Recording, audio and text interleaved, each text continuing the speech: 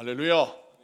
자, 우리 하나님 말씀 같이 보겠습니다. 열왕기상 19장 1절에서 8절 말씀 우리 교독하겠습니다. 열왕기상 19장 1절에서 8절 말씀 제가 먼저 읽습니다. 아합이 엘리야가 행한 모든 일과 그가 어떻게 모든 선지자를 칼로 죽였는지를 이세벨에게 말하니, 이세벨이 사신을 엘리야에게 보내어 이르되 내가 내일 이맘때에는 반드시 내 생명을 저 사람들 중 한 사람의 생명과 같게 하리라.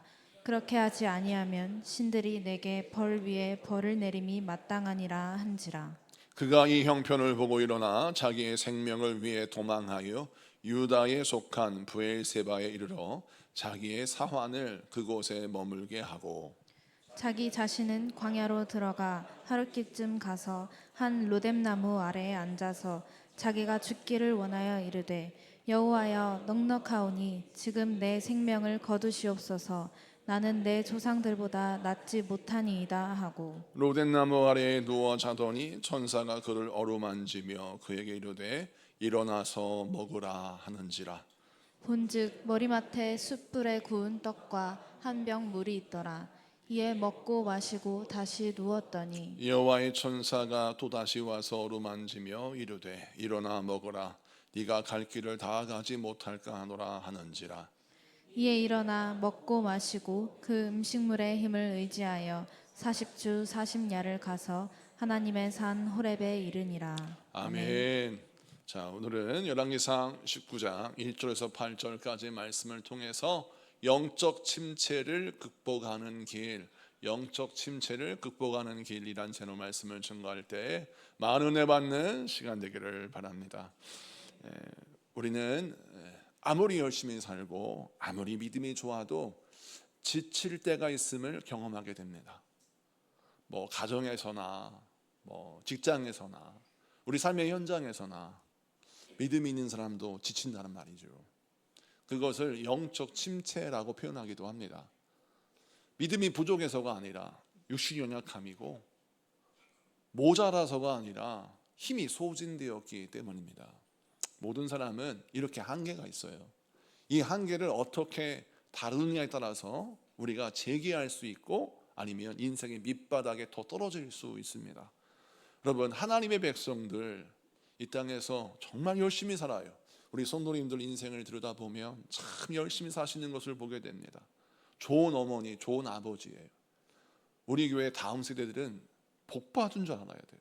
제가 봐도 이런 엄마, 이런 아빠가 없어요. 나가보세요. 나가보면 정말 이상한 부모 많아요. 그런데 우리 교회 교우들은 좋은 아빠, 좋은 엄마예요. 온 힘을 다해 기도하고 자녀를 위해서 옥합을 깨트리고 충성하고 헌신하는 그리스도인들의 모습이 완전히 보여서 하나님을 섬기는 그 믿음으로 또 자녀들을 섬기고 아버지의 사랑으로 섬기는 모습을 보면서 참 마음속에 대단하다라는 생각이 들어요. 자, 그런데 그런 분들도 지친단 말이에요. 힘들어요. 사랑하고 또 사랑하고 사랑해도 힘들어요. 그런데 자녀들이 철이 없이 그 부모의 사랑을 받고 살다가 조금 내 마음에 만족하지 않으면 그 사랑이 좀 부족하다고, 나 사랑하지 않는다고 말할 때 참 서운하지 않습니까? 철대기가 없는 거죠, 이걸. 그런 걸 보면 마음속에서 서운한 마음이 들어요. 그래도 우리 성도님들은 믿음으로 극복해요. 그리고 기도해요. 그리고 하나님께 어떻게 기도하느냐?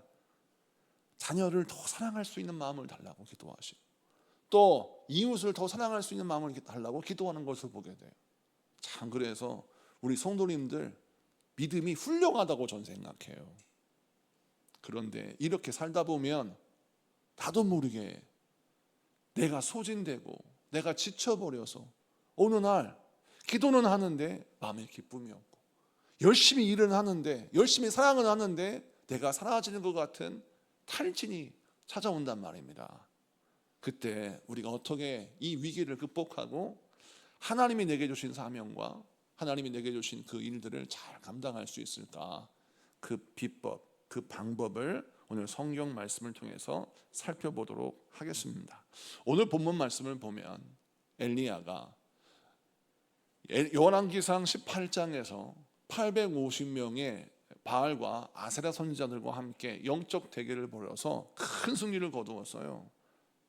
뿐만 아니라 이스라엘을 병들게 하는 이 바알과 아세라 선지자들을 모든 백성들과 함께 진면하여서 이스라엘 백성의 영적인 토양을 정결하게 했습니다.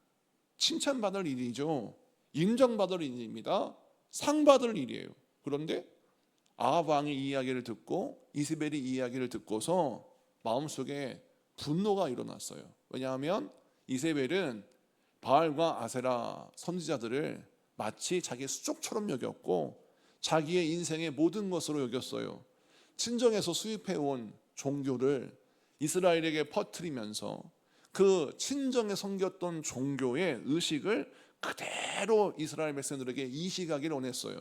그래서 나름대로는 최선을 다했는데 갑자기 하나님의 선지자 엘리야가 등장해서 자기가 여태까지 노력한 것을 완전히 무로 돌린 것처럼 보이는 거예요. 그러자 마음속에 분노가 일어났습니다. 내 이 엘리야를 가만두지 않겠다. 복수심을 품고 엘리야를 죽이겠다고 말을 하는데 그 말씀을 보겠습니다. 1절 2절을 보겠습니다. 1절 2절 다 같이 읽습니다. 시작. 아합이 엘리야가 행한 모든 일과 그가 어떻게 모든 선지자를 칼로 죽였는지를 이세벨에게 말하니 이세벨이 사신을 엘리야에게 보내어 이르되 내가 내일 이맘때에는 반드시 내 생명을 저 사람들 중 한 사람의 생명과 같게 하리라. 그렇게 하지 아니하면 신들이 내게 벌 위에 벌을 내림이 마땅하니라 한지라. 아멘. 자, 이세벨이 엘리야를 죽이겠다고 결정하였고 그 말이 엘리야에게 들렸습니다. 사실 이건 예상할 수 있는 위험이에요. 왜냐하면 바로 이전에 이세벨이 그렇게 아끼고 사랑하고 키웠던 바알과 아세라 선지자들을 죽였는데 이세벨이 화 안 내겠습니까? 이와 같은 일이 벌어지지 않겠어요? 당연히 어려움이 있겠죠. 그런데 왜 엘리야는 이 협박을 받았다고 낙심하고 좌절하고 무서워서 로덴나무 그늘까지 숨어 들어가고 나를 죽여달라고 왜 이렇게 말할까요? 성경을 보면서 참 이상해요. 앞뒤를 살펴봐도 엘리야는 참 믿음 좋은 사람이고 훌륭한 사람이에요. 그런데 이 사람이 갑자기 여왕의 말 한마디를 듣고 무서워 숨어 들어갔다. 목숨이 위태로워서 숨어 들어갔다. 그래서 그가 죽고 싶었고 그래서 그가 이렇게 비참한 모습으로 영적 침체에 빠졌다. 이게 약간 앞뒤가 안 맞는 것 같아요. 엘리야가 사실은 목숨을 아까워했다면 로덴나무 그늘에 가서 나를 죽여달라고 하지 않습니다. 차라리 그가 자기 목숨을 구원하기 위해서 다른 안전한 곳으로 피하거나 다른 편안한 곳으로 피해서 아이고 내가 여태까지 잠깐 살짝 미쳐가지고 내가 하나님이 됐는데 이제 정신 차려야지. 내 밥그릇 찾아야지. 나는 이제 하나님이 안 해. 나는 내가 갈 길을 갈 거야. 이게 정상이잖아요. 이게 어떤 문맥에도 맞고. 그런데 엘리야가 너 죽이겠다는 협박을 받고서 무서워서 도망가고서 로덴나무 그늘에 앉아서 나 죽여달라고 말하는 것이 이상하다라는 거예요. 왜 그러냐면 엘리야는 믿음의 사람입니다. 믿음의 사람들은 언제나 기도를 하건 어떤 믿음의 결단을 하고 믿음의 행동을 하건 기대하는 바가 있어요. 어떤 기대하는 바가 있습니까? 하나님, 내가 기도하며 간구합니다. 이번 850명 대 1로 영적 대결을 벌일 때 하나님 아합 왕의 마음이 편안하게 하시고 저 이세벨의 마음이 편안하게 하셔서 우상을 숭배하던 저들이 변화되고 하나님의 백성 되게 하시고 이 땅에 부흥이 돌아오게 하옵소서라고 기도를 했을까요? 안 했을까요? 했겠죠. 우리 성도님들도 보면 정말 이렇게 기도해요. 하나님, 우리 남편의 마음을 변화시켜 주시고 우리 자녀의 마음을 변화시켜 주시고 하나님의 역사만 부흥이 일어나려고 간절히 기도합니다. 그런데 막상 현실에 딱 맞닥뜨리면 하나님이 전혀 응답을 안 하세요. 오히려 이세벨이 기세등등해서 더 펄펄 뛰는 것처럼 나의 기도의 응답은커녕 내가 기대하지 않았던 오히려 악한 일이 내 상황 가운데 벌어지더라는 거예요. 그때 어떤 마음이 들어요? 실망한 겁니다. 하나님이 아무것도 행하시지 않은 그 삶의 결과, 전혀 변화되지 않는 아합 왕과 이세벨의 모습, 그것 때문에 실망한 거예요. 그 실망이 엘리야로 하여금 죽고 싶다라는 마음을 품게 한 것입니다. 여러분도 얼마나 수많은 순간순간마다 기도했던 제목이 거절당하는 것처럼 느껴지고 애쓰고 노력했는데 나의 노력이 물거품으로 돌아가는 것을 경험합니까? 내 자녀를 사랑했어요. 내 자녀를 섬기고 돌봅니다. 이 고비만 넘어가면 그 자녀가 내 말을 듣겠지, 주님을 잘 섬기겠지, 믿음으로 서겠지, 변화가 되겠지 라고 기대를 했는데 좀 시간이 지나면서 보면 다시 그 자리, 한 걸음 갔다 보면 다시 두 걸음 뒤로 후퇴하고, 좀 변화된 것 같으면 여전히 그 모습이에요. 제자리 걸음인 것 같아. 그러면 마음속에 실망이 가득 차가지고 엘리야처럼 이룰 수 있다는 것입니다. 자, 이 말씀을 통해서 우리가 무엇을 깨닫고 알아야 되냐면, 영적 침체로 우리를 이끄는 것은 나의 기대가 무너질 때 만나는 실망 때문입니다. 그런데 나의 기대가 무너졌다고 해서 하나님이 여러분을 거절하신 게 아니에요. 나의 기도가 응답이 되지 않았다고 해서 하나님이 능력 없는 게 아니에요. 하나님은 당신의 뜻과 계획 속에서 하나님이 응답하시기도 하시고 응답 안 하시기도 하시고, 하나님이 때로는 침묵하기도 하시고 하나님은 일하기도 하십니다. 내 예상과 전혀 다른 기도의 응답, 내 예상과 전혀 다른 상황이 내게 닥쳤다 할지라도 올바른 믿음의 사람은 어떻게 반응해야 되냐면, 하나님이 내게 허락하신 상황 속에서 언제나 대안을 찾는 자가 되어야 하는 거예요. 그래서 이세벨이 변화되지 않았어요. 아하, 한 번의 영적 대결, 한 번의 큰 영적 싸움으로 해결되는 것이 아니구나. 그러면 어떻게 해야 될까? 더 기도해야지, 더 아버지 앞에 무릎 꿇어야지, 더 노력해야지 라고 해서 나에게 맞닥뜨린 상황 속에서 해결할 수 있는 크고 작은 대안을 디테일하게 만들어야 돼요. 그런데 우리는 큰 집회를 해서 뭔가 큰 결단을 하고 뭔가 큰 체험을 하면 완전히 모든 것이 변화될 것 같은데 그렇지가 않더라는 것입니다. 여러분, 우리 학생들 수련회 가면 은혜 받죠. 부모님들은 다 뭐라고 기도하냐면, 하나님, 우리 아들이 우리 딸이 이번에 수련회 가서 큰 불 받고 편안하게 해주시고 은혜 받게 해달라고 방언이 터지고 은혜를 체험하고 은사를 체험하고 권능을 체험하고 할 때 기도를 열심히 해요. 저도 수련회 가서 은혜 받은 사람이라 여러분의 마음을 충분히 이해합니다. 제가 수련회 가기 전에 죽어도 안 가겠다고 버티는 거를 우리 할머니, 우리 어머니, 우리 아버지로부터 수많은 압박이 들어왔어요. 먼저는 사랑의 압박이 들어옵니다. 할머니가 너 수련회만 갔다 오면 네가 사고 싶은 거 사줄게. 사랑의 압박이 들어왔고, 우리 어머니 기도하면서 주여, 우리 큰아들 준이가 중3인데 제발 좀 수련회 가서 은혜 받고 변화되게 해달라고 막 기도를 막 열심히 하셔. 우리 아버지 또 그 능력의 협박이죠. 너 이번에 안 가면 알아서 해라. 장로 아들이 안 가. 그러면 막 이 말만 들으면 마음속에 막 부담이 확 되는 거 아니에요. 너 가서 은혜 받아야 돼. 그러면 내가 마음이 어떤 마음이 들어요? 무조건 가야 되겠죠. 이렇게 이런 쌍박의 압박에 들어오면서 수련회 갑니다. 온 가족이 얼마나 기도를 했겠어요.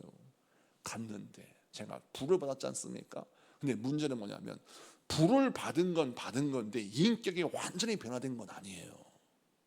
동생과 여전히 싸우고 또 여전히 과거의 습관이 남아있단 말이에요.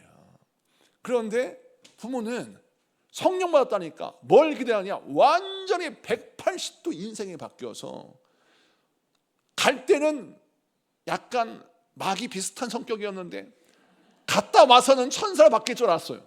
갔다 왔는데 살짝 변화는 됐어. 좀 착한, 좀 세상적인 사람? 그래서 말도 좀 이쁘게 하고 그랬는데 동생이랑 시비가 붙으니까 언제 그랬냐는 시 막 싸우는 거야. 그러면서 너는 은혜를 어떻게 이상한 데 받았냐, 콧구멍으로 받았냐, 귀뚜껑으로 받았냐 하면서 막 뭐랑 하지 않습니까? 여러분, 솔직히 양심에 손을 얹고 여러분을 보세요. 부흥회를 얼마나 많이 했어요. 우리 교회는요, 부흥회도 그냥 하는 게 아니에요. 돌파기도 여러분 생각해 보세요. 21일 동안 저녁마다 집회를 합니다. 담임 목사가 직접 부흥회를 인도해요. 옛날에는 40일 했어요, 여러분. 40일이 그냥 40일이 아니라 2달 동안 꼬박 저녁마다 모여서 기도하고 집회했어요. 다른 교회에서 얘기해 보세요. 지구촌 소망교회는 40일 동안 집회한다. 또 21일 동안 집회한다면요, 깜짝 놀랍니다. 그런데 그렇게 집회를 하고 은혜 받았어요. 여러분, 인격이 변화됐습니까? 조금 변화됐죠. 조금. 삶이 변화됐습니까? 조금 변화됐어요. 그걸 보고 저는 너무 기뻐요. 세상에 우리 권사님이 기도가 달라졌어. 우리 집사님의 인생이 달라졌어. 전 그 조그만의 기쁨을, 조그만의 변화를 읽어요. 너무 감사해요. 이런 목회자의 마음을 가져야 돼요. 자녀가 은혜 받기를 원하면, 자녀가 180도 바뀌기를 원하는 건 좋아요. 그런데 은혜는 받았는데 인격은 좀 더뎌요. 왜? 습관이 그대로 남아있기 때문에. 자, 그러면 어떻게 해야 돼요? 그 습관이 영적으로 바뀌도록 기도하고 디테일하게 대안을 세워야 되는데, 그게 아니라 여기에 팍 실망하는 거예요. 에휴, 그러면 그렇지. 내가 뭐, 아이고 이놈이 은혜 받았다고 해서 뭔가 기도했더니 여전히 늦잠 자고, 여전히 저렇게 그냥 빈둥빈둥대고, 여전히 무슨 말만 하면 막 도끼눈을 뜨고 막 백세눈을 뜨고, 저거 은혜 덜 받았네, 어떻게 은혜를 저렇게 이상하게 받을까라고 막 낙심하는데, 그 낙심이 그 아이도 영적 침체에 빠뜨리고 여러분도 영적 침체에 빠뜨리는 원인이라는 거예요. 작은 변화를 읽으세요. 여러분, 사랑하면 그 작은 변화가 보여요. 작은 틈새가 보인단 말이에요. 마음이 열리고 있구나, 저 영혼이 변화되고 있구나. 그럼 어떻게 그 틈새를 비집고 들어가는 영적인 아주 날카로운, 영적인 분명한, 영적인 세밀한 영적 적용이 들어가야 되죠. 그런데 우리는 그런 거는 귀찮아하는 거예요. 그냥 뭐 저 큰 불만 받으면 된다 생각해. 그러니까 넘어지는 겁니다. 많은 후배 목회자들이 저를 찾아와요. 집회에 가면 지방에 있는, 그 지역에 있는 어려운 교회 목사님들이 저를 찾아와서 집회 기간 동안에 만나고 컨설팅을 해드립니다. 근데 그분들에게 항상 드리는 말씀이 있어요. 목회는 능력과 권능을 받는 것도 중요하지만 디테일한 영적인 적용이 필요하다고 말씀을 드려요. 왜냐하면 그거를 적용시키지 못하면 목회는 어려운 상태에서 작은 교회가 성장하는데 큰 어려움을 만납니다. 교인들이 시험 당하는 걸 가만히 보세요. 큰 것 때문에 시험 당합니까? 작은 것 때문에 넘어집니다, 여러분. 예를 들어서 교회에 왔더니, 교회에 어떤 교인들은 이럴 수 있어요. 지구촌 소망교회는 가면 귀 막고 시작해야 돼. 왜? 막 주야 기도하는 담임 목사부터 마이크 잡고 막 통성 기도하지, 성도들이 막 불같이 기도하지, 그 교회 갔다가는 화상 입어 라고 하는 사람이 있을 수 있어요. 그러면 어떻게 해요? 그 사람들이 상처받지 않도록 우리 교회가 그렇게 막 무작정되고 기도만 하는 그런 교회가 아니라 말씀에 굳건히 서서 말씀에 순종하는 교회고 오직 말씀으로 기도하는 교회다라고 하는 걸 보여주면서 우리 교회의 균형 잡힌 영적인 밸런스를 보여주는 태도가 필요하겠죠? 자, 그것처럼 우리 인생의 수많은 상황과 수많은 그런 환경 속에서 영혼들을 사랑하고 돌보는 그런 적용이 필요하는데, 이 엘리야는 그걸 놓친 거예요. 아니, 이세벨이 자기를 죽이려고 했다고, 이세벨이 하나도 변화가 안 됐다고 실망해가지고 막 로뎀나무 근처에 논대나무 그들 안에 앉아서 나 죽여달라고 하는 이 모습을 보면서 오늘날 우리들의 모습을 봐야 하는 것입니다. 여러분, 디테일에 강해야 합니다. 기도했다면, 불 받았다면 그 불을, 그 은혜를 정밀하게 세공해야 돼요. 금덩어리 비싸죠. 다이아몬드 비쌉니다. 근데 그 금덩어리를 어떻게 세공하고 다이아몬드를 어떻게 세공하냐에 따라서 여러분, 똑같은 반지라도, 똑같은 목걸이라도 여러분 가격 차이가 천차만별이에요. 명품 액세서리 있죠. 명품 귀걸이, 명품 목걸이, 명품 반지는 디자인이 다르죠. 그 똑같은 다이아몬드인데, 똑같은 금인데 새로운 디자인, 좋은 디자인을 갖고 있는 비금속은 높은 가격을 맺는 거예요. 그것처럼 여러분에게 필요한 건 디테일한 영성인 거예요. 오늘 이 말씀 붙들고 디테일한 영성을 통하여 세밀한 영적인 훈련을 통해서 여러분 인생의 실망을 이겨내시는 여러분에게 축복합니다. 두 번째 말씀을 좀 보면, 자, 엘리야가 로댓나무 그늘에 들어가서 날 죽여달라고 고백하는 그 하소연하는 그 장면을 좀 봅시다. 성경 말씀 보겠습니다. 자, 4절 말씀 보겠습니다. 4절 다 같이 읽습니다. 시작. 자기 자신은 광야로 들어가 하룻길쯤 가서 한 로뎀나무 아래에 앉아서 자기가 죽기를 원하여 이르되 여호와여 넉넉하오니 지금 내 생명을 거두시옵소서. 나는 내 조상들보다 낫지 못하니이다 하고. 아멘. 오늘 말씀 보면 광야로 들어가 하룻길쯤 갔어요. 로댓나무 그늘에 눕습니다. 이 로댓나무가 우리가 이해하기는 큰 느티나무나 소나무 뭐 이런 걸로 이해하는데 그런 나무가 아니에요. 이 로댓나무는 허리쯤이나 무릎쯤 닿는 그냥 축축 처지는 그런 나무예요. 그래서 쌀이나무 비슷해가지고 이게 블룸 트리라고 영어 성경 쓰여져 있거든요. 이게 빗자루 나무라고 영어 성경은 해석을 해요. 왜 빗자루 나무라고 해석했냐면 이 로댓나무의 줄기와 가지는 잎사귀에 많지 않고 줄기가 얇아서 그걸 묶어놓고 빗자루로 쓰거든요. 여러분 옛날 시골에 쌀이나무 갖고 뭐 만들었어요? 빗자루 만들었죠. 그것처럼 이 로댓나무는 빗자루로 쓰는 그런 나무예요. 그러다 보니까 나무가 크지도 않고 가지가 두껍지도 않고 또 잎사귀도 풍성하잖아요. 로댓나무 그늘에 누웠다고 해서 그늘이 확 지는 게 아닙니다. 그냥 얼굴만 가리거나 상반신만 가릴 수밖에 없는 작은 그늘이에요. 근데 그런 그늘 아래 숨었다라는 것은 어떤 뜻이냐? 관용적인 표현으로 정말 인생의 밑바닥에 기고 들어갔다는 거예요. 인생에 정말 피할 쥐구멍으로 들어갔다는 거예요. 그래서 거기에서 죽여달라고 말합니다. 근데 그때 하는 말이 나는 내 조상들보다 낫지 못하나이다. 내 생명을 거두시옵소서. 자, 이 말을 잘 보세요. 조상과 자기를 비교해요. 그런데 여러분 냉정하게 객관적으로 살펴봅시다. 이삭도 훌륭한 사람이지만 엘리야가 훨씬 능력이 있었어요. 야곱도 훌륭한 사람이지만 엘리야가 훨씬 능력이 있었습니다. 여러분 하늘에 불이 떨어지게 하는 기도, 하나님이 엘리야를 통해서 3년 반 동안 비를 내리시지 않기도 하고 비를 내리시기도 하십니다. 아니 이 단순한 사건만 봐도 엘리야는 엄청난 능력의 사람이에요. 조상들보다 훨씬 하나님이 쓰시는 믿음의 종이요, 하나님의 능력의 종이에요. 그런데 순간 낙심하니까 좌절하니까 뭐라고 고백해요? 나는 조상들보다 부족하다, 나는 조상보다 못한 자다 라고 해서 자기를 비하합니다. 여러분 왜 자기를 학대할까요? 심리학자들이 연구를 했는데 자기를 학대해도 여러분 쾌감이 있다고 합니다.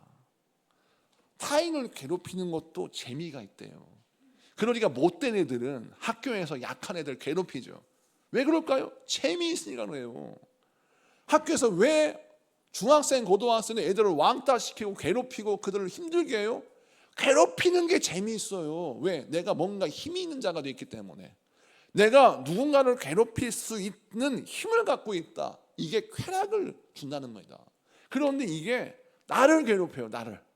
내가 나를 괴롭혀. 이 못난 놈아, 가진 것도 없고 부족하게 짝이 없고 너는 과거에 조상보다 못하고 부모보다 못하고 동생보다 못하고 네 친구보다 못해. 에이 못난 놈 하고 자기를 비하하는 행동을 함으로써 여러분 희한한 건 쾌감이 내 안에 일어나는 거예요. 나를 죽이는 쾌감. 이것이 바로 여러분 엘리야에게 일어나는 거예요. 여러분 오늘 이 부분을 잘 봐야 돼요. 왜 나를 죽이려고 할까요? 왜 나를 이렇게 비하하며 나를 공격합니까? 이유는 나도 나를 싫어하는 거예요. 나도 나를 싫어해. 왜 싫어할까요? 남들과 나를 비교해 보니까 내가 남들보다 못하다고 하는 생각 때문에 이런 마음이 드는 것입니다. 여러분 우리는 항상 나를 어떻게 바라봐야 하냐면 남들과 나를 비교선상에서 바라보지 아니하고 나를 하나님 안에서 바라봐야 합니다. 하나님 안에서 나를 바라보고 하나님의 계획 안에서 나를 바라보아야 내 존재의 가치를 알 수 있는데, 많은 사람들이 세상 사람들과 나를 바라보고 잘난 사람과 나를 바라보며 비교를 하다 보니까 내가 항상 못난 거예요. 못난 내가 싫은 겁니다. 여러분, 못난 나도 나예요. 못나고 실수투성이고 부족하지만 그게 나예요. 그 부족한 나를 끊어안을 수 있는 용기 있어야 돼요. 그 못난 나를 끌어안을 수 있는 사랑이 있어야 돼요. 나까지 나를 못났다고 말하고 나까지 나를 싫어하면 여러분 어떻게 인생을 살란 말입니까? 내 영혼이 불쌍하지 않습니까? 하나님이 나를 위하여 몸짓고 피 흘려 고통당하시고 십자가에 못 박혀 죽으셨는데, 나를 위해서 그 모진 고통을 다 당하시고 예수님 핏값을 주셨는데, 아니 내가 나를 하찮게 여긴다는 것은 예수님의 사랑을 하찮게 여기는 것과 똑같은 거예요. 우리는 잘난 나만 나라고 생각해요. 못나고 실패하는 나는 내가 아니라고 생각해요. 아니에요. 그것도 나예요. 성공하는 여러분을 꿈꾸고 잘난 나만 나라고 인정하지 말고, 못나고 부족하고 실패하고 넘어지는 나도 나라는 걸 인정하고 그 부족한 나를 끌어안을 때 진정한 변화가 일어나고 진정한 회복이 일어나는 것입니다. 이 영적 훈련이 되어야 영혼을 사랑할 수 있어요. 우리 하나님이 여러분을 사랑하실 때 여러분의 잘난 모습만 사랑하셨을까요? 여러분이 가지고 있는 장점만 하나님이 사랑하시고 여러분이 가지고 있는 약점은 싫어하셔서 버리셨을까요? 그랬다면 여기 있는 사람 단 한 명도 구원받지 못합니다. 베드로는 분명히 강점과 약점이 분명했어요. 베드로 어떤 강점이 있습니까? 주의 말씀을 듣고 순종이 빨라요. 결단이 빨라요. 용기가 있어요. 리더십이 있어요. 제가 언젠가 베드로 연속 설교를 준비하고 있는데 베드로의 인생을 보면 정말 대단합니다. 주의 말씀에 순종하는 강한 장점이 있어요. 근데 약점도 너무 선명합니다. 말이 없어요. 말이 없어가지고 다 허풍 떨어요. 늘 말로 그냥 무슨 말 다 해요. 내가 주를 위해 죽겠습니다. 그런데 나중에 예수를 모른다고 3번이나 부인하죠. 약점이 분명합니다. 근데 예수님은 베드로를 어떻게 하셨어요? 베드로의 강점도 약점도 다 끌어안으셨어요. 그래서 그 베드로를 사랑하셨어요. 사랑이란 잘난 사람만 사랑하는 게 아니라 그 잘난 사람이 가지고 있는 약점도 사랑하는 게 진짜 사랑이에요. 근데 그 사랑이 우리는 부족해. 왜? 늘 잘난 것만 사랑하는 것으로 훈련받았기 때문에. 자, 우리가 청년들에게 묻습니다. 너의 이상이 뭐냐? 그럼 키는 180 이상이어야 되고, 우리 자매들을 예를 듭니다. 남자는 누구를 만나고 싶어? 키는 180 이상이어야 되고, 얼굴은 이준희 목사님 반절이어야 되고, 공부는 잘해야 되고, 또 뭐 실력이 있어야 되고, 막 이상형을 얘기해요. 그러면 막 제 마음이 어두워져요. 너 시집 못 가겠다 마음이 들고. 남자들한테 묻습니다. 너희들 이상형이 뭐야? 그럼 막 얼굴은 김태희 뺨치게 이뻐야 되고, 신앙생활 잘해야 되고, 기도해야 되고, 또 여러 가지 조건이 쭉 있겠죠. 그러면 막 내 마음이 어두워지고 근심이 돼요. 왜 그러냐면 여러분 결혼해 보신 우리 남선교 여선교회 다 아십니다. 아무리 불타는 사랑을 해서 결혼을 한다 할지라도 막상 결혼해서 딱 보면 남편이 사랑스러운 부분도 있는가 하면 진짜 미운 구석도 보여요. 한번 솔직히 말해 보세요. 있어요, 없어요? 있죠. 있습니다. 사랑스러운 모습이 있는 게 아니에요. 미운 구석도 보여요.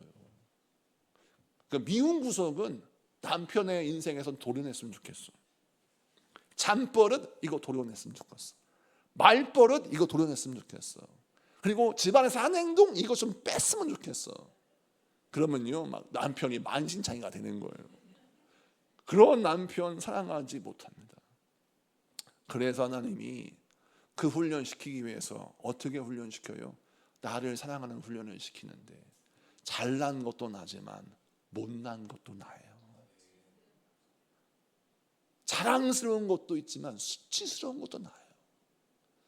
수치스러운 나도 끌어안을 수 있어야 내 몸과 같이 내 이웃을 사랑할 수 있는 겁니다.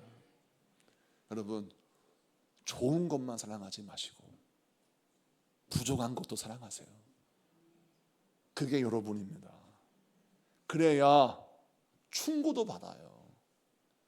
되게 목회자가 성도들을 상담할 때 진짜 조심하는 게 있어요. 그걸 조언을 할 때 조심해야 합니다. 받는 사람의 상태를 보고 해야 돼요. 그래서 저희 사모랑 저랑 작전을 짰어요. 쓴소리는 우리 사모가 주로 하기로 하고 저는 잘 안 하기로 했어요. 왜냐하면 사모님한테 말을 들으면 이걸 조언을 듣는데 제가 조언을 하면 그게 하나님께서 나에게 진노하셔서 하셨다고 생각을 하니까 조금 사모님이 이렇게 조언하는 게 좋겠다고 하는 거예요. 이유는 뭡니까? 많은 사람들이 저에게 좋은 모습만, 목사님에게 좋은 모습만 보여한다는 생각 때문이죠.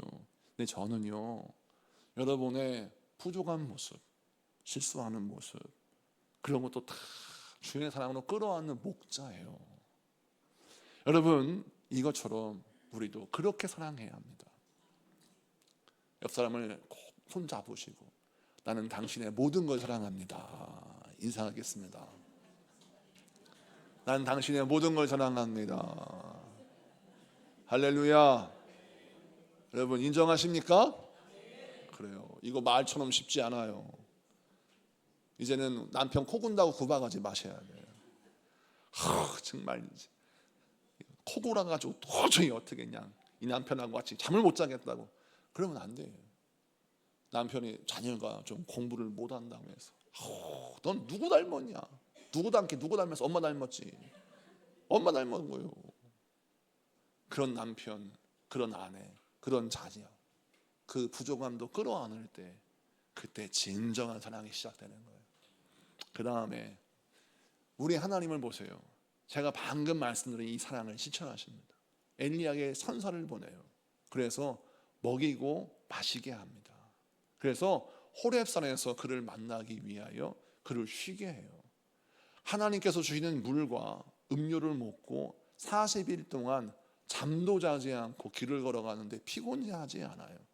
40일 동안 돌파해서 호렙산에 갑니다. 이 장면을 보세요. 하나님 편에서 볼 때는 엘리야가 못난 짓을 하는 거예요. 야, 이 못난 엘리야야, 내가 너한테 하늘에 불이 내리는 기도에 응답을 줬어. 내가 준이한테 그런 능력 주면야 준이는 평생 감사하다 할 것이다. 너는 막 그런 능력 받아가지고 그런 엄청난 승리를 경험했는데 지금 그거 한 소리 들었다고? 준이는 그런 소리 맨날 들어. 저요 시골 목회할 때 멱살잡이 당하고 개척에서 전도하면서 험한 꼴 당한 거 이루 말할 수 없어요. 제가 지금이야 은혜롭게 설교하지만 나중에 은퇴할 쯤 돼가지고 이제는 말할 수 있다 책 쓰면은요 가슴 비하 다 나옵니다. 진짜 얼마나 수모를 겪은 줄 아십니까? 제가 이렇게 은혜롭게 제가 설교하니까 우리 목사님은 참 모든 꽃길만 걸으신 것 같아. 가시밭길 고난의 길 걷었어요. 그런데 그런 길을 걸었던 제가 느끼는 게 뭐냐면 수많은 상황 속에서 승리의 비결은 그 상황에서 나를 끌어안고 기도하는 거라겠죠. 하나님은 똑같아요. 저 마음을 주세요. 하나님, 저 더 이상 못하겠어요. 한 걸음도 못 가겠습니다. 이제는 나 포기할래요. 저 죽겠습니다. 정말 힘들어요. 그럼 하나님께서 뭐라 하시냐면 야, 한 걸음만 더 가보자. 한 걸음만 더 가보자 하고 먹이주고 입히셔요. 뒤돌아보면 참 그때 내가 힘들었다고 하는 게 창피해요. 지금의 영성은 그게 뭐 힘들다고 그때 내가 왜 그랬을까 너무 창피해요. 그런데 그때는 힘들었어. 마치 우리 자녀들이 지금 막 수학 문제 풀고 학원 가기 싫다고 막 두 다리 뻗고 나 학원 가기 싫다고 엉엉 우는 걸 보면 부모님들 이해가 안 가죠. 야, 나는 옛날에 공부하고 싶어도 우리 부모님이 돈이 없어서 공부도 못하고 학원도 못 가는데 너는 막 내가 돈도 줘서 학원 보내. 너 돈 줘가지고 옷 입혀. 내가 너 돈 줘가지고 하고 싶은 거 다 시켜. 근데 왜 아무것도 안 해? 이해가 안 가요. 그런데 그 아이는 이게 한계예요. 그런데 하나님이 어떻게 하냐면 엘리야의 한계를 끌어안으시고 먹이시고 입히셔요. 그래서 다시 걸어갈 수 있는 힘을 주십니다. 이것이 바로 하나님의 은혜였어요. 자, 그렇다면 영적 침체에 벗어나기 위해서 뭐가 필요하냐? 나를 위로하시는 하나님의 음성을 들어야 돼요. 나를 위로하시고 먹이시고 입히시는 하나님 사랑을 받아들여야 하는 겁니다. 아, 하나님이 나를 위로하시는구나. 말씀을 통해서 위로하시고 은혜를 통해서 위로하시고. 그래서 여러분, 하나님의 진정한 위로는 어디에 있냐면 성전에 있어요. 사람에게 절대 찾아가지 마세요. 많은 사람들이 오늘은 너무 피곤했어. 오늘 피곤해서 어떻게 교회 가서 같이 기도하자. 하나님이 힘을 주실 거야. 엄마, 무슨 소리야. 나 오늘 피곤했다니까. 나 오늘 집에서 쉴래. 그럼 집에서 쉬는 뭐냐면 넷플릭스 딱 틀어놓고 드라마 보면서 이게 쉬는 거래. 그건요, 잠시 진통제 먹은 거예요. 주 안에서 찬양하고 기도할 때 진정한 쉼이 있는 거예요. 40일 동안 먹으며 마시며 자지 않고 걸어갈 수 있는 힘이 어디서 공급됐느냐? 하나님이 보내신 천사의 물과 음료를, 그 음식을 통해서 공급되었어요. 여러분, 이것을 기억하십시오. 진정한 위로와 힘은 주님께 있습니다. 주님이 우리의 못난 것을 다 끌어안으셨어요. 너 이렇게 못났고 힘들고 어렵지만 자, 이거 먹어라, 이거 마셔라, 힘내라 라고 위로하시고 책망하지 아니하시고 위로하시고 격려하셔서 그와 함께 가시는 걸 잘 보세요. 하나님이 오늘 여러분을 그렇게 하길 원하세요. 우리 완벽하지 않아요. 다 갖추어졌을 때, 다 준비되었을 때 쓰시지 않아요. 먹이며 입히며 마시게 하면서, 걸어가면서, 일하면서 하나님이 하나하나 가르치시면서 행하십니다. 오늘 이것을 기억하시고, 부족하면 부족한 대로, 연약하면 연약한 대로, 넘어졌으면 넘어진 대로 주님이 이끄실 때에 주님께서 이끄심을 따라 나아가십시오. 그게 여러분이에요. 하나님이 여러분을 쓰시는 출발점이에요. 그 출발점부터 쓰임받으면 하나님이 일하셔서 결국 호렙산에 40일 40주 야를 걸어도 피곤하지 않은 놀라운 능력을 허락하시는 것처럼 여러분 인생 가운데 아버지의 역사가 일어날 줄로 믿습니다. 말씀을 마칩니다. 시간이 많이 갔어요. 오늘 이 말씀을 여러분 마음에 새기세요. 다른 건 다 잊어버려도 실패한 나, 부족한 나, 연약한 나, 초라한 나도 나예요. 나를 끌어안으세요. 그런 나를 용서하시고 그런 나를 다시 끌어안으며 기도하세요. 그리고 무엇을 확신해야 돼요? 그렇게 부족한 나도 하나님이 사랑하시는 나예요. 하나님은 여러분을 사랑하실 때 완벽하고 완전하고 잘하는 것만 보고 사랑하시지 않았어요. 하나님은 부족한 여러분의 모습까지 끌어안고 사랑하셨습니다. 이 하나님의 사랑을 신뢰하면서 오늘 기도할 때 주여 나를 온전하게 사랑하시는 하나님, 그 사랑을 담게 하시고 또 찢기고 상한 나도 사랑할 줄 아는 자가 되게 하시고 그런 나를 끝까지 사랑하시는 그 하나님의 사랑을 마음껏 누리는 자가 되게 하여 주옵소서. 그래서 오늘 이 밤에 기도할 때는, 우리가 중보할 때는 우리 자녀들이 부족한 모습 그대로 사랑하시는 하나님의 사랑을 마음껏 누리게 해달라고 기도하시고 또 우리 부족함을 채우시고 고치시고 싸매시며 우리를 성장하고 성숙하게 하시는 그 하나님의 은혜를 온전히 수용할 수 있는 영성이 열리게 해주시옵소서 라고 기도해서 여러분 이번 수련회가, 이번 청년부, 우리 중고등부, 우리 장년부 수련회가 은혜 충만한 수련회가 되고 오늘은 여러분의 인생이 변화되는 역사가 임하기를 축복합니다. 우리 찬양하겠습니다.